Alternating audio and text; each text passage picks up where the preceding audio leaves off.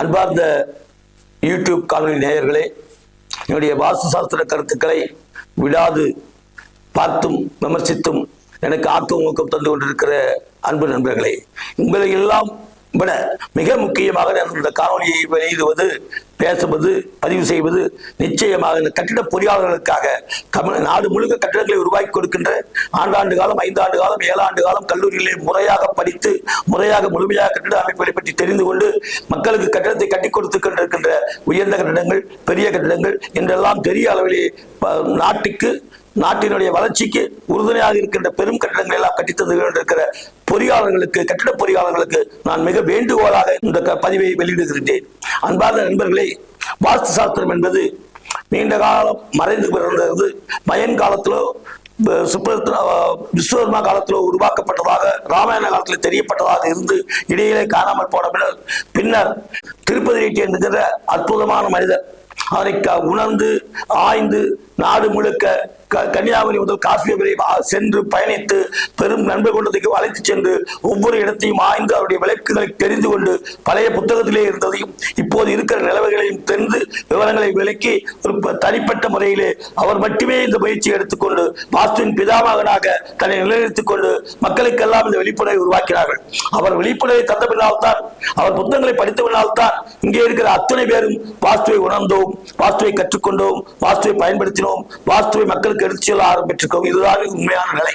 இந்த நிலையிலே சமீப காலமாக வாஸ்துவுக்கு மரியாதை கூடிய பின்னால், வாஸ்துவுக்கு அதிக மக்கள் ஏற்றுக்கொண்ட காரணத்தால், வாஸ்துவை எல்லோரும் நம்ப துவங்கிய காரணத்தால் எல்லோருமே இதை ஒரு மார்க்கெட்டிங் பொருளாக ஏற்றுக்கொண்டு எல்லாரும் இந்த துறையிலே வந்து கொண்டிருக்கிறார்கள். குறிப்பாக ஜோதிடர்களை பொறுத்தவரை ஜோதிடம் என்பது வேறு, வாஸ்து என்பது இருந்தாலும் கூட ஜோதிடத்தால் தான் வாஸ்து என்ற வார்த்தையை உருவாக்கி கொண்டு மிகப்பெரிய அளவிலே அதை விளம்பரமாக எடுத்துக் கொண்டிருக்கிறார்கள். ஒவ்வொன்றைக்கும் ஒரு திசைக்கு ஒருவரை நிர்ணயித்து இந்த திசை சார்ந்தது, இந்த திசை சுக்கிரனுடையது, இந்த திசை கேதுவுடையது, இது ராகுவுடையது, இது ராகுவால் வந்தது என்றெல்லாம் கற்பித்து, என்றெல்லாம் அதற்கு பினாக்கலம் சூடி, என்றெல்லாம் அதை வகைப்படுத்தி ஜோதிடம் தான் வாஸ்து என்பது போன்ற ஒரு தோற்றத்தை உருவாக்கி தங்களை முன்னிறுத்திக் கொள்வதற்காக அதை செய்து கொண்டிருக்கிறார்கள். அதுவும் ஆன்மீக பிரிவுகளும் கூட அவருடைய இயற்கை நம்பிக்கையை மாற்ற முடியாமல் இதில் ஈசனுடைய ஸ்தானம், இது எவனுடைய ஸ்தானம், இது வருணுடைய ஸ்தானம் என்றால் அவர்களும் ஒரு பக்கம் இதை ஆன்மீக பணியாக அதை காட்டிக் கொண்டிருக்கிறார்கள். அதனால்தான் ஆன்மீகத்திலே சுற்றுலா சொற்பொழிவிலே சிறந்திருந்த வாரியாரை நினைவுபடுத்துகிற அளவுக்கு பெரிய பெற்ற அந்த அம்மையாரும் கூட அவரை விட்டுவிட்டு வாஸ்துவை பற்றி பேசுவதும் முடிவிலே ஆன்மீகத்தோடு இணைப்பதுமாக இருந்து கொண்டிருக்கிறார்கள். அனிதா குப்புசாமி போன்ற நாட்டுப்புற கலைஞர்கள் கூட தங்களுடைய சிறப்பான தன்மையால் மக்களுக்கு மத்தியில் அறிமுகமாக கூட இதை பற்றி பேசி இதையே விளம்பரமாக எடுத்துக் கொண்டிருக்கிறார்கள். ஹேலர் பாஸ்கர் போன்ற டாக்டர்களும் கூட அவர்களெல்லாம் தனிப்பட்ட முறையில் ஒரு வைத்தியத்தை உருவாக்கி மக்களுக்கு நலம் செய்து கொண்டிருக்கிற நல்ல மனிதர்களும் கூட இதையும் இணைத்துக் கொண்டு இதிலேயும் கருத்துக்களை சொல்லி வருகின்றார்கள். இப்படி ஆளாளுக்கு சொல்லுகின்ற காரணத்தால் மட்டுமே, ஒவ்வொரு விதமாக உருவகப்படுத்துகின்ற காரணத்தால் மட்டுமே நீங்கள் இதிலிருந்து விலகிச் செல்கிறீர்கள் என்பதை நான் நம்புகிறேன்.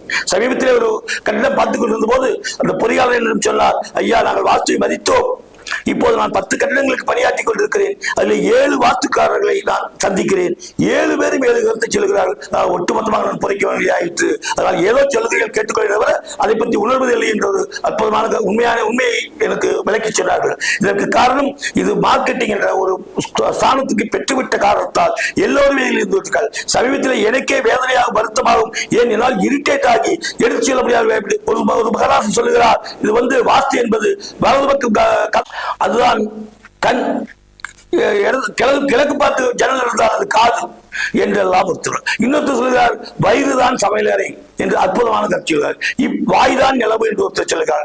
இப்படியெல்லாம் தரக்குறைவாக என்று கூட சொல்ல முடியும். அந்த அளவுக்கு இதனுடைய தங்கள் எப்படி ஒரு நாட்டில் ஒரு முக்கியமான ஒரு உருவாக என்று வைத்துக் கொள்வோம். உங்களுடைய தொகுதியில் ஒரு சட்டமன்ற உறுப்பினர் புதிதாக வந்தால் அவரை சேர்ந்தவர்கள் நாங்கள் எங்கள் ஊர்க்காரர்கள், எங்கள் தாத்தா பாட்டி வகையில் சேர்ந்தவர்கள் சொல்வார்கள். இன்னும் ஒரு சிலர் என்னோடு கிரிக்கெட் விளையாடுவார், விளையாட்டு பிரியர், எனக்கு ரொம்ப வேண்டியவர் சொல்வார். இன்னொருவர் என்னோடு பள்ளியிலே படித்தவர், எனக்கு ரொம்ப வேண்டியவர் என்று சொல்வார். இன்னும் சிலர் எல்லாம் நாங்கள் தான் அவனுக்கு பாடம் கற்பித்தோம், அவனுக்கு வழிகாட்டுவோம் என்று சொல்வார்கள். இப்படி ஒரு பிரபலமானவரை பெருமையானவரை, முக்கியமானவரை, தங்களுக்கு ஆனவராக தங்களுக்கு வேண்டியவராக காட்டிக்கொள்கிற மனித இயல்பு, அதை போல இந்த வாஸ்தவத்திலும் தங்களுக்கு வேண்டியது என்று சொல்லி ஜோதிடர்களும் ஆன்மீகவாதிகளும் பிற துறை சார்ந்தவர்களும் கூட அதிலே நுழைந்து அதை சாயம் பூசிக்கொண்டிருக்கிறார்கள். ஆனால் உண்மையிலே வாஸ்து சாஸ்திரம் பொறியாளர்களுக்கு மட்டும்தான் உகந்தது என்பதிலே எனக்கு சந்தேகமில்லை.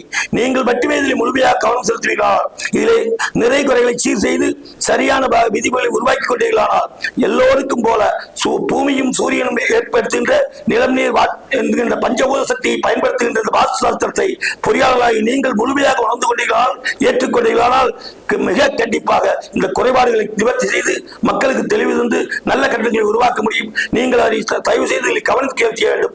இதில் இருக்கிற பிரச்சனைகளை சொல்ல வேண்டும். இது குறித்து எப்போது எங்கே நீங்க கூடுவார்களாலும், எங்கே கூடி என்னைக்கு அழைத்தாலும் நான் வந்து விளக்கம் சொல்வதற்கு காத்திருக்கிறேன். ஏனென்றால் இதிலே ஒன்றும் பெரிய ரகசியங்கள் கிடையாது, மந்திரங்கள் கிடையாது, எந்திரங்கள் கிடையாது. எப்படி தென்மேற்கிலே பெட்ரூம் வைத்தால் மாலை நேரத்து வெயில் அந்த அறைக்கு வருவதால் இரவிலே இதமாக இருக்கும். இரண்டாவதாக அங்கேதான் தெற்கு மேற்கில் தான் நமக்கு காற்று கிடைக்கும். அந்த காற்றோட்டம் அந்த பேரக்கு கிடைக்கிறதுதான் வாஸ்து சாஸ்திரம். தென்கிழக்கிலே அல்லது வடமேற்கிலே அடுப்பு வைத்தவால் அது வீட்டின் எல்லையாக இருக்கும், கடைசியாக இருக்கும்.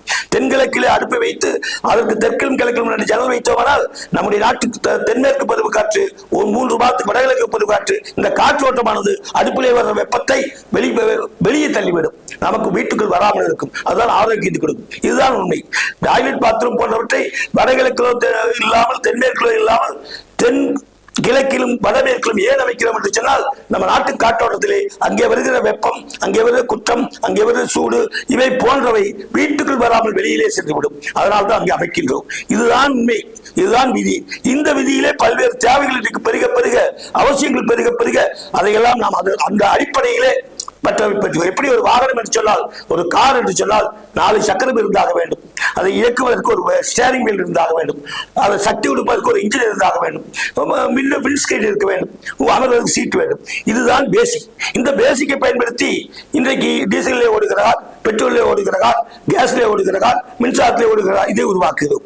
4 சீட் வண்டி, 2 சீட் வண்டி, 6 சீட் வண்டி, 7 சீட் வண்டி உண்டாக்குகிறோம். இந்த வண்டிகளை ஒவ்வொரு கம்பெனியும் தங்களுடைய ட்ரேட் தெரிவதற்காக, தங்களுடைய மாடலை காட்டுவதற்காக அழகுபடுத்தல், தெளிவுபடுத்தல், உருவகப்படுத்தல், இதையெல்லாம் உருவாக்கி ஒரு மாற்றத்தை, ஒரு பொலிவித்தாக்குகிறார்கள்.